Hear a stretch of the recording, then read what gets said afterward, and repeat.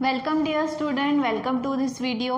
Now biodiversity से जुड़े हुए कई सारे जो टर्म्स हैं, ठीक है, वो आज हमें इस वीडियो में देखना है, क्योंकि अभी तक के जो है वो हम बायोडाइवर्सिटी के बारे में बात करते आ रहे हैं। बायोडाइवर्सिटी के लेवल्स क्या हैं, बायोडाइवर्सिटी का पैटर्न क्या है, बायोडाइवर्सिटी जो है वो अगर लॉस हो जाएगी तो क्या होगा, कारण क्या है बायोडाइवर्सिटी के लॉस के। आज जो है वो हमें बहुत सारी कैटेगरीज के बारे में बात करना है, ठीक है। नाउ ये कैटेगरीज आई कहाँ से है?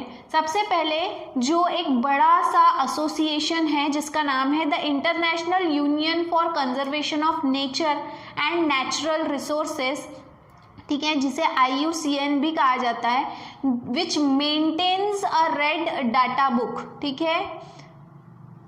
नाउ यहाँ पर जो भी ये एसोसिएशन है, ये एक red data book which is also called as red list, ये एक बुक होती है जिसमें जो है वो अलग अलग कैटेगरी जो है वो डिसाइड की गई है, और उन कैटेगरी में कौन कौन से जानवर हैं, कौन कौन से प्लांट्स हैं, ये सारा रिकॉर्ड जो है वो ये पर्टिकुलर कमिटी जो है वो रखती है, सो दैट हमें नेचर में जो है वो बायोडाइवर्सिटी से जुड़े हुए क्या चल रहा है, उसमें कितने नंबर ऑफ ऑर्गेनिजम्स एक्सटिंक्ट हो चुके हैं, कौन से एक्सटिंक्ट होने वाले हैं, तो ये सारी चीज़ें इस बुक में आपको मिलेगी, which is also called as red list, ठीक है।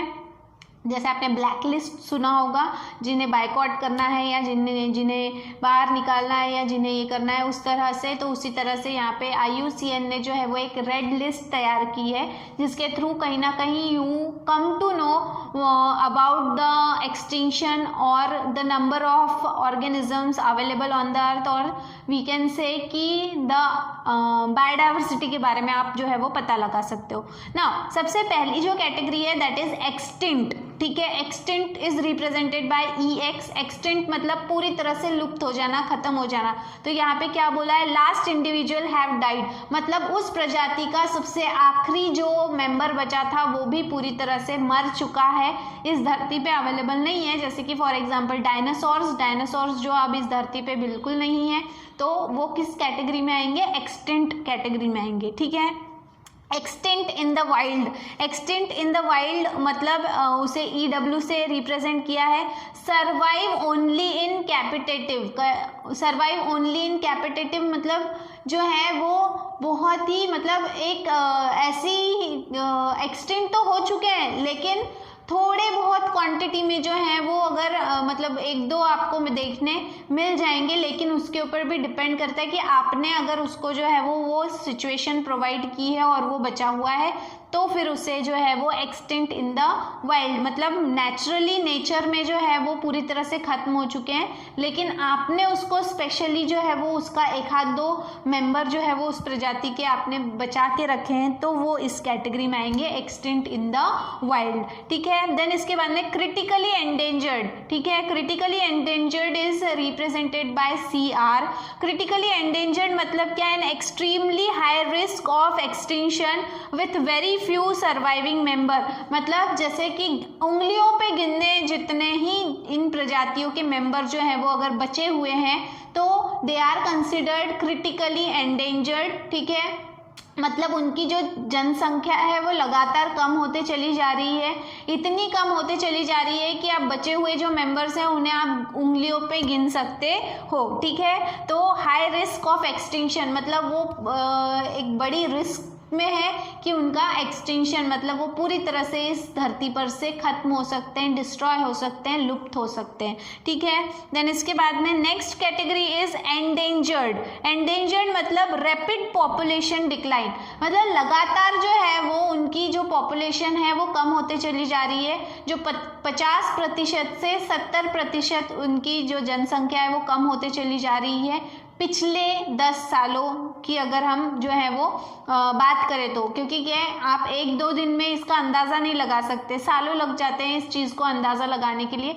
तो पिछले 10 सालों का अगर आंकड़ा ले तो वो 50% जो उसमें कमी आई थी उनके नंबर्स में, वो अगर 70% तक चली गई, तो उसे जो है जिस कैटेगरी में डाला है वो है एंडेंजर्ड स्पीशीज, ठीक है ना।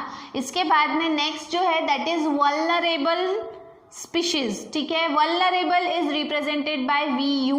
वल्नरेबल का मतलब होता है कि जो मतलब अब इस कगार पे है कि वो एंडेंजर्ड कैटेगरी में जाएंगे मतलब उनके नंबर जो है वो लगातार कम होते जा रहे हैं, और कम कितने हो रहे हैं, 30% से लेके तो 50% तक कम हो रहे हैं। मतलब अभी भी वो 50% तक आके पहुंचे हैं पिछले 10 सालों में, लेकिन अगर उन पे ध्यान नहीं दिया गया तो वो 50 से 70 मतलब 50 से 70 कौन सी कैटेगरी है, एंडेंजर्ड स्पीशीज में आ जाएंगे। एंडेंजर्ड के बाद में फिर वो क्रिटिकली एंडेंजर्ड हो जाएंगे, क्रिटिकली एंडेंजर्ड के बाद में वो फिर एक्सटिंक्ट इन वाइल्ड हो जाएंगे, और finally they will become extinct. ठीक है, तो जो एंडेंजर्ड कैटेगरी में जाने वाले हैं, जा सकते हैं अगर उनका ध्यान नहीं रखा गया, उनके बारे में जो है वो सोचा नहीं गया, तो इस तरह की जो स्पीशीज है they are considered in vulnerable category या फिर vulnerable species. Now near threatened, near threatened मतलब बिकमिंग थ्रेटन्ड।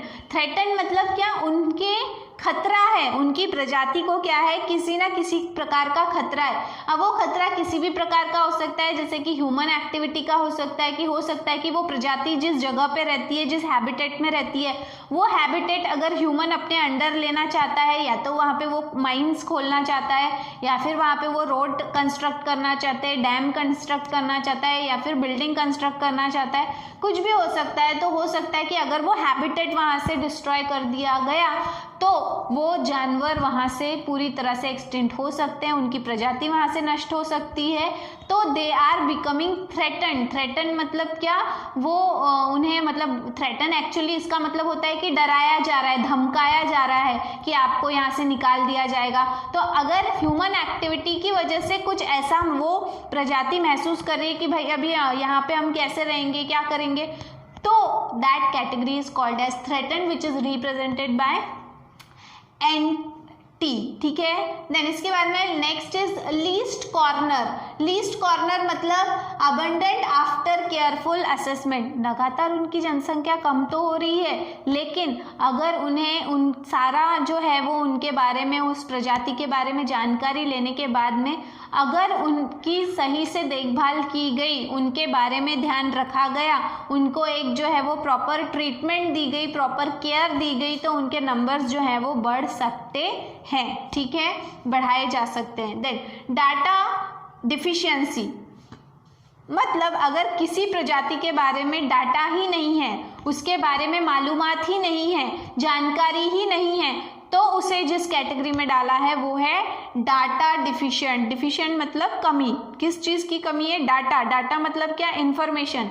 उस पर्टिकुलर प्रजाति के बारे में अगर कोई जानकारी ही नहीं है तो उस प्रजाति को आप इनमें से और किसी कैटेगरी में डाल ही नहीं सकते, because you have insufficient information regarding that particular type of species or the members of that species, इसीलिए आप उसे फिर डाटा डिफिशिएंट इस कैटेगरी में डालोगे according to IUCN in the red list. ये सभी जो है वो रेड लिस्ट की कैटेगरी है। ठीक है, देन इसके बाद में है नॉट इवैल्यूएटेड। नॉट इवैल्यूएटेड मतलब जो है वो उनके बारे में जो है वो एक रफ आइडिया है, लेकिन उस पर IUCN की मोहर नहीं लगी है। IUCN ने जो है उसके बारे में मालूमात हासिल नहीं की है, या उसे जो है वो असेस नहीं किया। असेस मतलब क्या, इवैल्यूएट नहीं किया, चेक नहीं किया कि हाँ, जैसे कभी कभी होता है ना कि जैसे आपको आप सब्जी लेने जा रहे हो और आपने बोला कि मुझे इतना इतना दे दो, 1 किलो दे दो, और वो या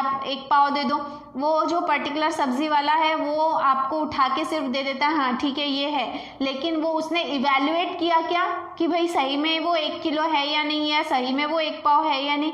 तो वो क्या हो रहा है कि उस पर मोहर नहीं लगी कि हाँ ये सही में इतना ही है।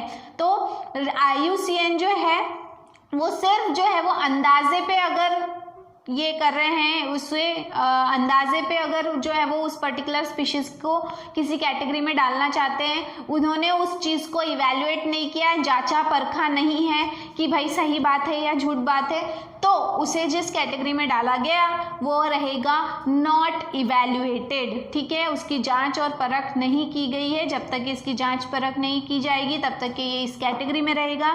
जब उसकी स्पीशीज़ की जांच हो जाएगी कि उसके नंबर्स कितने हैं, लगातार कम हो रहे हैं, घट रहे हैं, बढ़ रहे हैं, उस हिसाब से फिर उसके बाद में जो है वो इनमें से उसे किस कैटेगरी में डालना है वो डिसाइड किया जाएगा, लेकिन तब तक के लिए they will be in this category which is not evaluated. ठीक है, तो इस तरह से जो है वो IUCN जो एक बड़ी कमेटी है वो कहीं ना कहीं जो है वो एक रेड डाटा बुक मेंटेन करती है which is also called as red list. These are the categories of red list which are particularly telling you about the species और the members of the species with उनकी condition क्या है। ठीक है, biodiversity से related उनकी condition क्या है, उन्हें कंजर्वेशन की आवश्यकता है या नहीं। ठीक है, इसके बाद में इस चैप्टर में हमारा नेक्स्ट टॉपिक रहेगा कंजर्वेशन ऑफ बायोडाइवर्सिटी, क्योंकि अभी तक के हमने देखा कि बायोडाइवर्सिटी क्या है, वो उसका इम्पोर्टेंस क्या है, वो लॉस क्यों होती है, क्या वजह है। अब उसके बाद में उसके इफ़ेक्ट्स भी हमने देखे कि लॉस अगर होगा तो उसकी वजह से क्या होगा, इकोसिस्टम का बैलेंस बिगड़ जाएगा। अब हमको देखना है, हमको ये समझ में आ गया कि बायोडाइवर्सिटी बहुत ज़्यादा महत्वपूर्ण है इकोसिस्टम के बैलेंस को बना के रखने के लिए। तो नेक्स्ट वीडियो में अब इस बायोडाइवर्सिटी को कैसे बचा के रखा जा सकता है उसके बारे में देखना है।